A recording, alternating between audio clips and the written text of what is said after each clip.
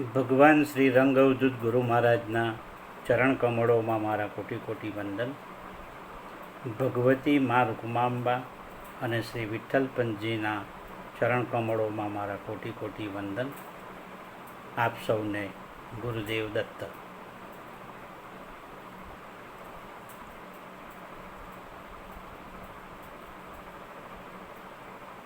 આપણે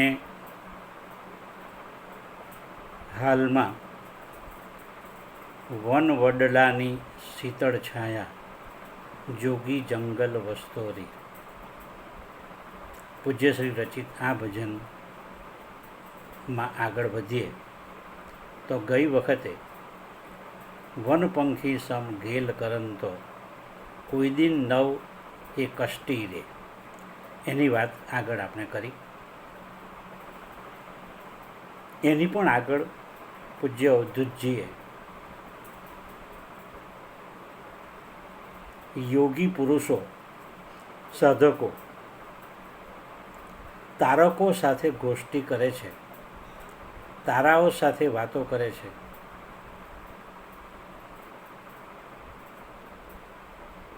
એવું બાપજીએ કહ્યું.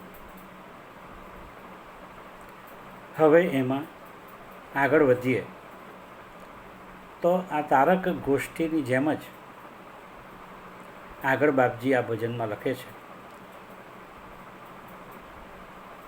કે આવો સાચો યોગી, અવધૂત ભાખ્યો યોગી શું કરે છે? તો કે એ વૃક્ષો સાથે વાતો કરે છે, વૃક્ષો સાથે ગોષ્ઠી કરે છે. હવે વૃક્ષો સાથે શું ગોષ્ઠી કરવાની હોય, શું વાતો કરવાની હોય? અને પહેલી વાત તો વૃક્ષો વાતો કરે એની એવી કોઈ ભાષા હોય? યોગીજનો આવી ભાષામાં વૃક્ષો સાથે વાતો કરી શકે? આવા બધા પ્રશ્નો આપણને થાય. આપણા ભારતના જ વૈજ્ઞાનિક ડૉક્ટર જગદીશચંદ્ર બોઝે સંશોધન કરેલું કે વનસ્પતિમાં જીવ હોય છે. એ પણ જન્મે છે, ઉછરે છે, પાંગરે છે અને મૃત્યુ પામે છે. તો એ સંદર્ભમાં આપણે પણ સામાન્ય રીતે જોઈએ છીએ એક નાનકડું બીજ હોય, એ બીજમાંથી છોડ અથવા તો વેલો અથવા તો વૃક્ષ સંવર્ધિત થાય છે, ફાલે ફૂલે છે. તો એનામાં જીવ છે, એ સજીવ છે.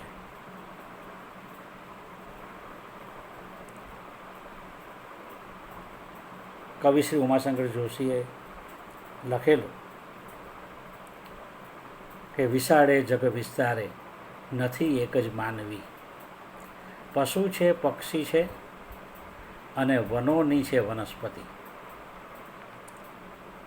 તો આ બધું જ છે અને વનસ્પતિમાં પણ જીવ છે. જેવી રીતે પશુ પક્ષીઓ, મનુષ્યો, જીવજંતુઓ જન્મે છે, મોટા થાય છે અને છેવટે લય પામે છે, મૃત્યુ પામે છે, તેવું જ વનસ્પતિમાં પણ જોવા મળે છે. એટલે આમ જોઈએ તો જળ જેવા જણાતા વૃક્ષો એ વનસ્પતિ ખરેખર જળ નથી પણ ચેતનાથી ભરેલા છે.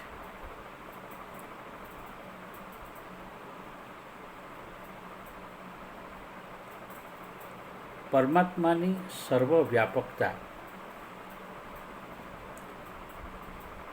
આપણા જેવા સામાન્ય જીવોને ઝટ સમજાતી નથી.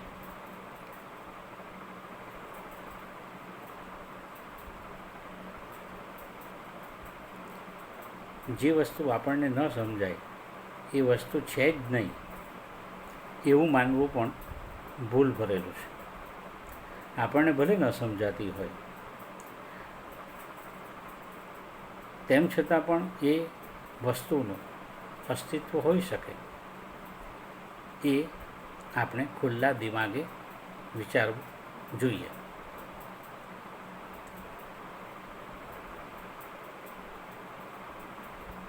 જંગલમાં યોગીજનો વૃક્ષો સાથે વાત કરે છે, ઝાડપાન સાથે વાત કરે છે, તારલાઓ સાથે વાતો કરે છે. તો આ વાતો કઈ રીતે થાય? આગળ જે આપણે વાણીના 4 પ્રકાર જોયા, એમાંની આપણે જે બોલીએ છીએ એ વૈખરી વાણીમાં તો તારકો સાથે કે વૃક્ષો સાથે વાતો થઈ જ ન શકે. એને માટે ઉત્તમમાં ઉત્તમ પ્રકારની જે વાણી છે, પરાવાણી, કે જે યોગીજનો માટે સહજ સાધ્ય છે, તેમાં એ યોગીજનો નિસર્ગના તત્વો સાથે વાતો કરે છે. અને એટલા માટે જ પૂજ્યશ્રી આગળ કહ્યું આ ભજનમાં કે કો સાથે નવ ભખતો રે, એટલે કે એણે કશું બોલવાનું રહેતું જ નથી. પરમાત્માની સૃષ્ટિમાં જે કંઈ શ્રેષ્ઠ સર્જન છે એમાં એને પરમાત્માનું વ્યાપક સ્વરૂપ દેખાય છે અને પરમાત્મા ભાવે જ એમાં વાતો કરે છે. અવધૂત સાથે સાથે પ્રતિપાદિત પણ કરે છે કે વૃક્ષો યોગીજન સાથે વાણી વિલાસ કરતા નથી, તેમ યોગી પણ એ વૃક્ષો સાથે વાણી વિલાસ કરતો નથી. પરમ તત્વ સાથે, એના જુદા જુદા સ્વરૂપો સાથે યોગીજન તાદાત્મ્ય સાથે છે અને એ રીતે સૂક્ષ્મ લયમાં એ વાતો કરતો હોય છે.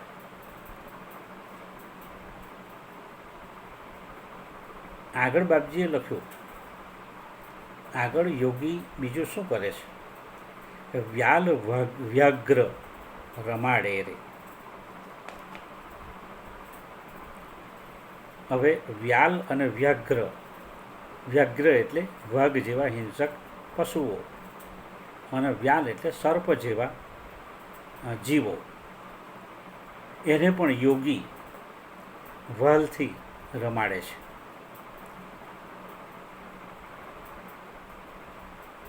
યોગીજનોની હાજરીમાં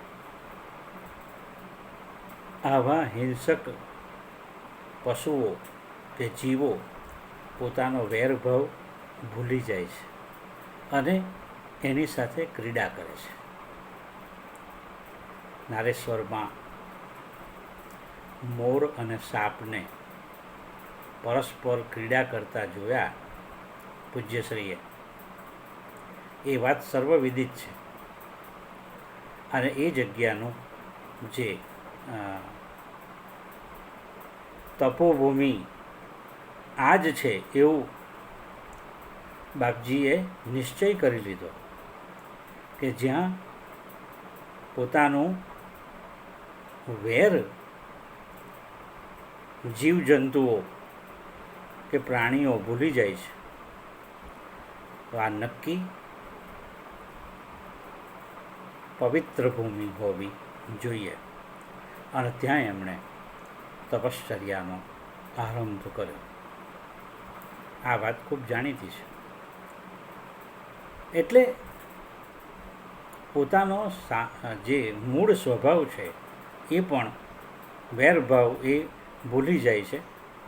પશુ પક્ષીઓ જીવજંતુ જે કંઈ હોય તે, અને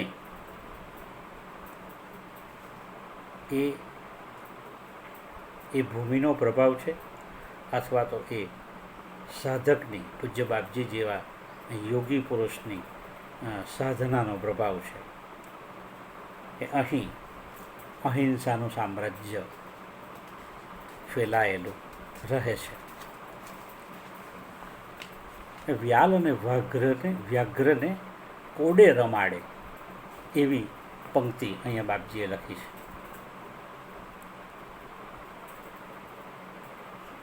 જ્યાં ડર નહીં હોય ત્યાં અહિંસા હોય, જ્યાં અભય હોય, ભયનો અભાવ, ત્યાં અહિંસા હોય જ.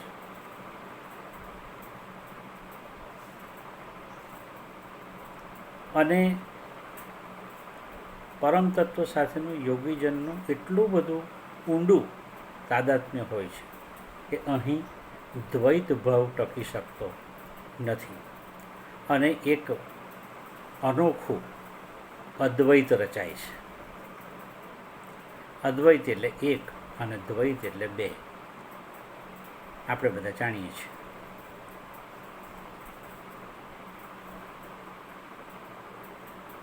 અને આવી પરિસ્થિતિમાં દેહભાન નથી રહેતું અને તે વખતે અહિંસા વૃત્તિ અને અભય બંને સાથે પ્રગટ થાય છે.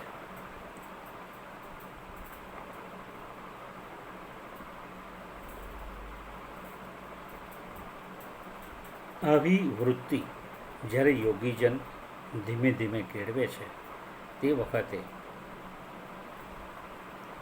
એ પોતાને જગતમાં અને જગતને પોતામાં નિહાળે છે. આગળ આપણે જોયું તેમ પ્રભુ કો જગ મેં જગ કો પ્રભુ મેં એક તાર નિહાર ફિરો મનવા, એવું બાપજીએ એક અન્ય ભજનમાં લખ્યું છે કે અબ ખૂબ હસો अब खूब हंसो, रोते हो इस विध क्यों प्यारे.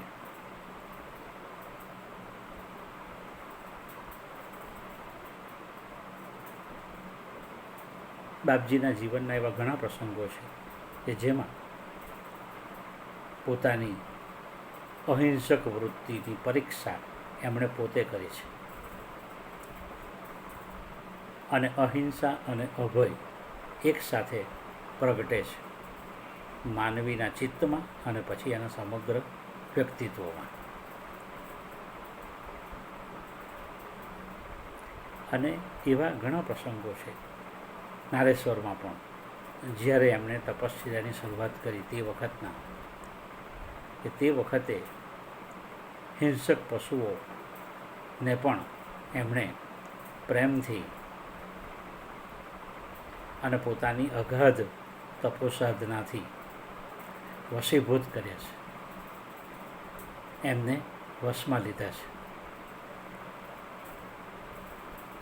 આગળની પંક્તિમાં અવધૂતજી કહે છે કે કૌપિન કંથા જોડી ઝંડા સંગ્રહ ન કરે કોડે રે. જે સાચો યોગી છે, અવધૂતજીને અભિપ્રેત જે યોગી છે, એ આ બધી જંજાળમાં પડતો નથી. જેમ સામાન્ય રીતે આપણે જે સાધુજનો મુનિજનો આ બધા જોઈએ છીએ, એ લોકોમાં એક ખાસ પ્રકારનો ડ્રેસ કોડ હોય છે, બરાબર. કૌપિન હોય, કંથા હોય, જોડી હોય, સાથે નાનો ઝંડો હોય, આ બધું એમના બાહ્ય ચિહ્નો આપણે જાણીએ છીએ. બાપજી કહે છે કે જે સાચો યોગી છે એને આ બધા બાહ્ય પ્રતીકોની જરૂર નથી. યોગીના આ બધા બાહ્ય ચિહ્નો છે અને એનાથી એ ઓળખાય છે. પણ અવધૂતજીએ જે યોગીની વાત કરી છે તે યોગી પાસે આવા કોઈ બાહ્ય ચિહ્નો હોતા નથી અને સાચો યોગી આવા ઓળખ ચિહ્નો દ્વારા પોતાની ઓળખ જગતને આપતો જ નથી. લોકોઈ ક્ષણા એવો શબ્દ છે, તો લોકોઈ ક્ષણા હોય, લોકો આવે, પગે પડે, ચરણ સ્પર્શ કરે, અરે પગ ધોઈને એ પાણીનું આચમન કરે, તે ઘણા યોગીજનોને, કહેવાતા યોગીજનોને ગમતું હોય છે. અરે કેટલાક એવા કથાકારો પણ છે કે જેનો લોકો પગ ધોઈને પાણી પીએ ચરણામૃત સમજીને, તો એ એવું કરવા દે છે, તો એવા કથાકારોને શું કહેવું? એવા યોગીજનોને શું કહેવું કે જે લોકઈષણામાં રાજતા હોય? અવધૂતજી આવા યોગીજનને યોગીજન કહેતા નથી. જે સાચો યોગી છે એ આવા દંગ કે આવા બાહ્ય ચિહ્નોમાં માનતો નથી. કોઈ બાહ્ય આડંબર કે દેખાડો એને પસંદ નથી સાચા યોગીને. એ તો માત્ર વન બગડામાં કુદરતને ખોળે માતાના ખોળામાં રમતા એક નાગા પૂગા બાળકની જેમ એ રમતો હોય છે.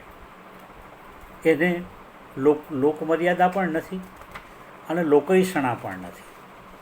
લોકો શું કહેશે એનો ડર પણ નથી, એટલે કે લોકલાજ પણ એને નથી.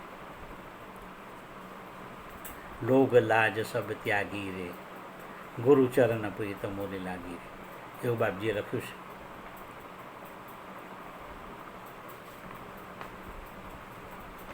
લોકમર્યાદા કે લોકઈષણાનું જો એનામાં જરા પણ તત્વ હોય એવા યોગીજનમાં, તો એટલે અંશે એ પોતે બહિર્મુખ થઈ જાય છે, એક્સ્ટ્રોવર્ટ બની જાય છે. એ ઇન્ટ્રોવર્ટ તરફની જે યાત્રા છે એમાં વિક્ષેપ પડે છે. અંતર્મુખ બનવું એ યોગીજન માટે સાચું લક્ષણ છે, સાચી ગતિ છે. તો લોકમર્યાદાનું ભૂત સાચા યોગીજનને વળગેલું હોતું નથી. અને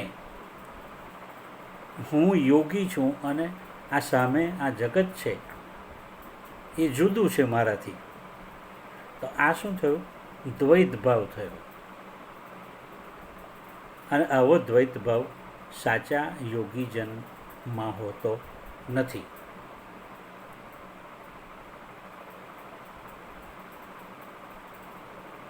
દ્વૈત વૃત્તિ હોય, લોકઈષણા હોય, તો જ આ બધી ઉપાધિઓ આવીને વળગે.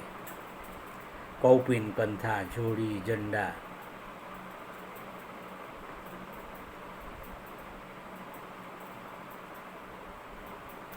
હવે અવધૂત ભાખ્યો યોગી એ જ ખરેખર આદર્શ યોગી છે. આવો યોગી ક્યાં મળે કે જે અપરિગ્રહનો અવતાર હોય? પતંજલિ અષ્ટાંગ યોગમાં પહેલું પગથિયું યમ આવે છે. યમ, નિયમ, આસન, પ્રાણાયામ આ બધું જાણીએ છીએ આપણે. તો એમાંનું પહેલું પગથિયું યમ છે. એ યમ 5 છે: સત્ય, અહિંસા, અસ્તેય, બ્રહ્મચર્ય, અપરિગ્રહ. તો એવા અપરિગ્રહમાં એ પોતે માનતો હોય, અપરિગ્રહી હોય, એને કોઈ પણ વસ્તુનો સંગ્રહ એ પોતે કરતો ન હોય, એટલે એ અપરિગ્રહી છે એમ કહેવાય.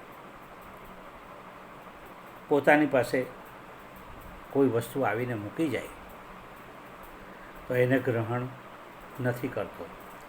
કોઈ ખાદ્ય વસ્તુ હોય તો એ ખાઈ જાય છે. નાનું બાળક પણ આવું જ કરતું હોય છે. એની સામે કંઈ વસ્તુ મૂકીએ તો ખાવાનું હોય તો ખાઈ જાય, બીજી કોઈ વસ્તુ હોય તો એને ઢોળી નાખે, વેરી નાખે, વેરણ છેડણ કરી નાખે, તોડી નાખે અને આનંદ કરે.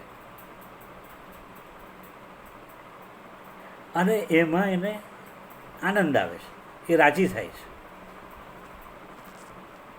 આ બાળકનો અપરિગ્રહ છે. એ સમજપૂર્વકનો અપરિગ્રહ નથી.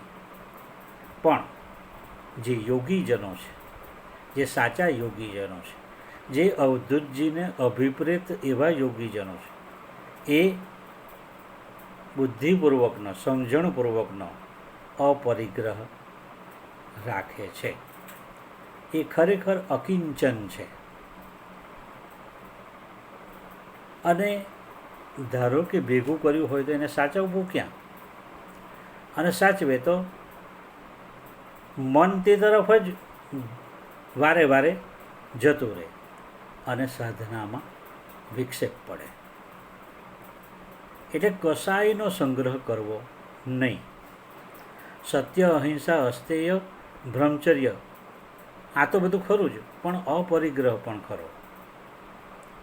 આ 5 યમ છે અષ્ટાંગ યોગનું પ્રથમ પગથિયું છે.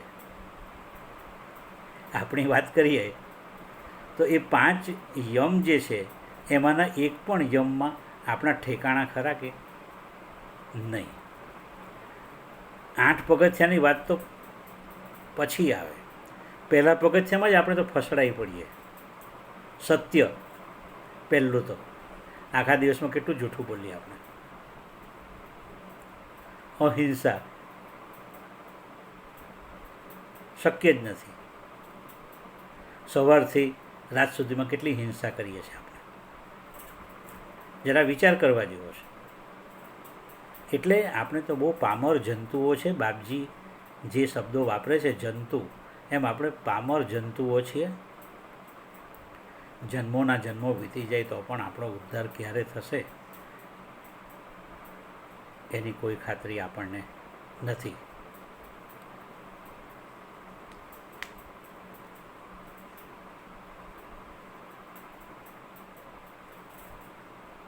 સ્થૂળ શરીર, સૂક્ષ્મ શરીર આ બધાના રક્ષણ માટે જે કંઈક આવી મળે એ યોગી પોતે ગ્રહણ કરે છે અને પૂરું કરે છે. કસાયનો સંગ્રહ કરતો નથી. સમષ્ટિના 5 તત્વોમાંથી એ પોતાનું પોષણ, પોતાના શરીરનું પોષણ મળે તે રીતે એ તત્વોમાંથી એ ગ્રહણ કરી લે છે.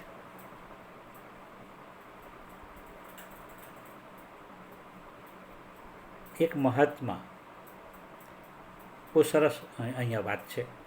એક મહાત્મા કૌપિન પહેરતા, 2 કૌપિન રાખે. હવે ઉંદર આવીને કરડી જાય અને એને કોતરી ખાય. હવે કૌપિનના રક્ષણ માટે, એટલે કે ઉંદરથી બચવા માટે એણે બિલાડી પાડી. બિલાડીના પોષણ માટે એણે ગાય પાડી. ગાય પાડી એટલે ગાયના નિર્વાહ માટે સરકારી જમીનમાં એને ચરવા દીધી. સરકારના માણસો જ્યારે મહેસૂલ ઉઘરાવવા આવ્યા ત્યારે મહાત્મા પાસે મહેસૂલ ભરવાનું કોઈ સાધન ન મળે. મહાત્માને દરબારમાં લઈ ગયા અને 12 કલાક સુધી સૂર્યના તડકામાં ઊભા રહેવાની સજા ફટકારી.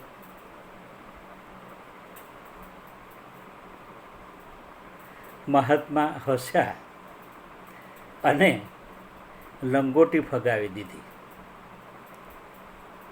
બસ આ લંગોટી જ મારા બધી જ પડોજણોનું, બધી જ ઉપાધિનું મૂળ છે. આ એક સામાન્ય પ્રસંગ છે, પણ કહેવાનું તાત્પર્ય એ છે કે જરા સરખો પણ પરિગ્રહ કરવો નહીં, જરા સરખો પણ સંગ્રહ કરવો નહીં. એ સાચા યોગીનું લક્ષણ છે. આગળ ચાલતા બાપજી કહે છે કે અહમ ખાખ લગાવી તનમાં મદમત્સરને બાળે રે, પર નારી પરધન નવ ભાડે, નવ ડરતો કો કાઢે રે. આ બધા સાચા યોગી પુરુષના લક્ષણોની વાત આગળ વધારે છે. આગલી પંક્તિમાં બાપજી આ રીતે એના ગુણ લક્ષણો ની વાત કરે છે. અહંકારની રાખ બનાવવી એ બોલવું સહેલું છે, પણ કરવું એટલું બધું કઠણ છે. અનેક પ્રકારના અહંકારનો સમૂળો નાશ કરવો એ યોગીએ પહેલામાં પહેલી તકે કરવું જોઈએ. ઘણી વખત આપણે મંદિરની બહાર પાટીઓ મારેલું જોઈએ છે કે તમારા પગરખાં અને અહંકાર ઉતારીને અંદર પ્રવેશો. કેટલું સરસ! પગરખાં તો ઉતારવાના, પણ સાથે અહંકારને પણ ઉતારીને મંદિરમાં જવાનું. ઘણા મંદિરોમાં ગર્ભદ્વારમાં જવા માટેનું બારણું નાનું હોય છે, એટલે નીચા વળીને વાંકા વળીને આપણે જવું પડે છે. એનો અર્થ શું? તમારે નતમસ્તકે જવાનું છે, અહંકારનું વિસર્જન કરીને જવાનું છે. આ એની પાછળનો ભાવ છે. એટલે અહંતાનો નિશેષપણે ક્ષય કરવાનો છે. કંઈ પણ બાકી રહેવું જોઈએ નહીં. જરા સરખો પણ અહંકાર રહેવો જોઈએ નહીં. એટલે અહંતાની રાખ શરીરે ચોડીને આવો યોગી બેઠો હોય છે. કહેવાનું તાત્પર્ય એ છે કે આવો યોગી પોતાના દેહની અહંતાથી પણ મુક્ત હોય છે. દેહના સુખ દુઃખ સાથે એને કોઈ લેવા દેવા હોતી નથી. કામ, ક્રોધ, મદ, મોહ, લોભ, મત્સર આ બધા ષડરૂપીઓ ઉપર એણે વિજય પ્રાપ્ત કર્યો હોય છે.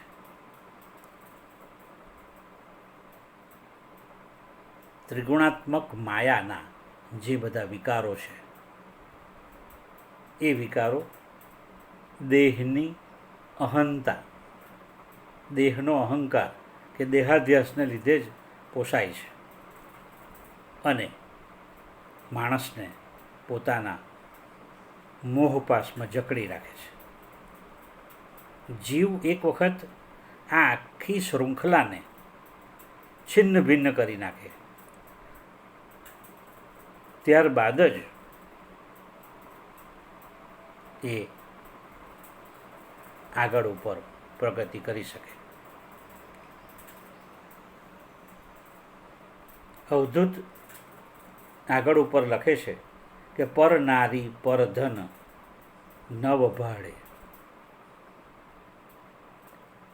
નરસિંહ મહેતાના એક પ્રભાતિયામાં પણ આ જ બાબત આવે છે કે પરધન પરસ્ત્રી પરધન નવ જાલે હાથ રે વૈષ્ણવજન તો તેને કહીએ.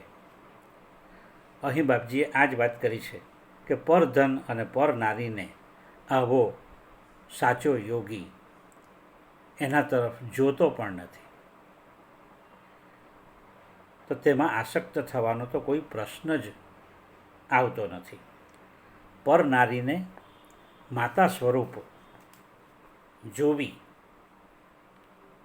એ એનો સ્વભાવ બની જાય છે. સોનું અને લોખંડને સમાન ભાવે જોવું એ એનો સ્વભાવ બની જાય છે.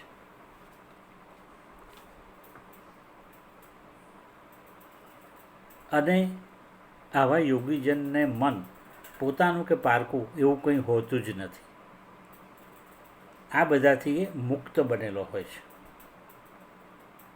અને એક પ્રકારના પરમાત્માના જાગતિક સ્વરૂપની હંમેશા એ અનુભૂતિ કરતો હોય છે.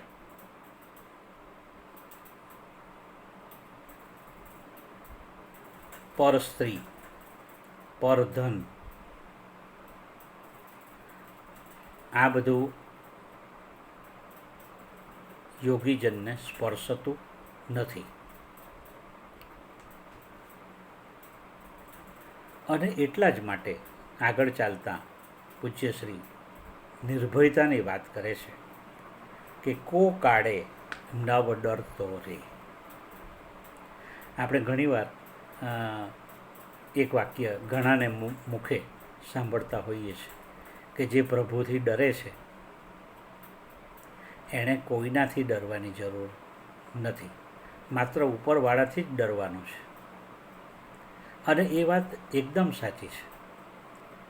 બાપજીએ આ જ વાત લખી છે કે આવો સાચો યોગી, ગુણાતીત યોગી શા માટે બીજાથી ડરે? એક તો એ પોતે જ અખંડ આનંદના સાગરમાં નિમગ્ન હોય છે, એણે પરમાત્મા દૃષ્ટિ કેળવેલી હોય છે અને પરમાત્મા સિવાય બીજા કોઈની સત્તાનું અસ્તિત્વ એ અનુભવતો પણ નથી અને સ્વીકારતો પણ નથી. અને પ્રત્યેક અવસ્થામાં પોતે નિર્ભય બનીને પોતાનું જીવન, પોતાનું આયુષ્ય વ્યતીત કરે છે. એટલે આ પણ એક બહુ અગત્યનું સાચા યોગીનું લક્ષણ પૂજ્ય બાપજીએ બતાવ્યું. અહીં હું મારા વિવરણનું સમાપન કરું છું. મારી અલ્પમતીએ જે કંઈ સૂઝ્યું, જે કંઈ આવડ્યું તે આપની સમક્ષ રજૂ કર્યું છે.